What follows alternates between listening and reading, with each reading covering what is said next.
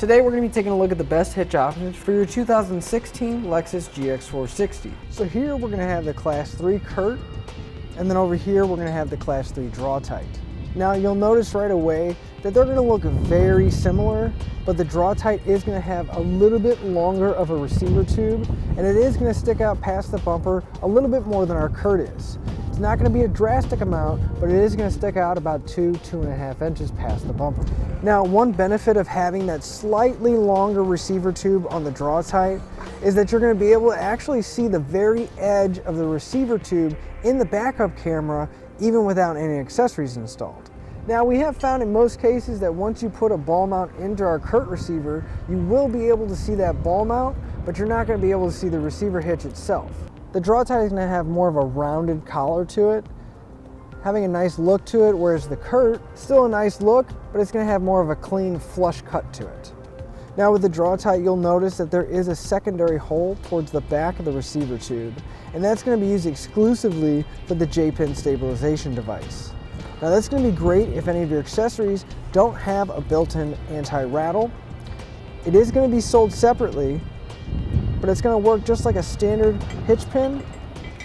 It's going to come in through the 5/8 hole, and then that hook is going to come in and apply pressure to the accessory inside the receiver tube.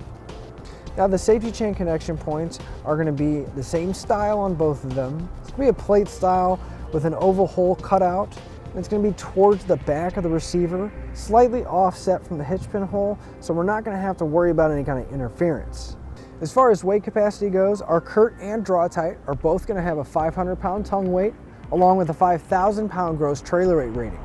Now they're both designed to work with weight distribution systems, and those weights are going to stay the same. Now with all that in mind, I always recommend that you double check your Lexus's owner's manual to make sure you don't exceed the manufacturer's recommended weight. Now I've installed both of these before, and I can tell you that they're extremely easy to install.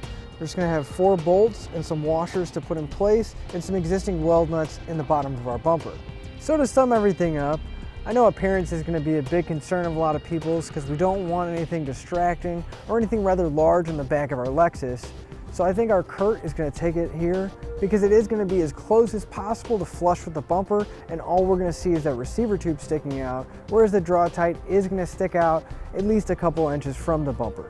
As far as ease of installation, both of these are going to be extremely easy and simple to install, so either one is going to be a good choice.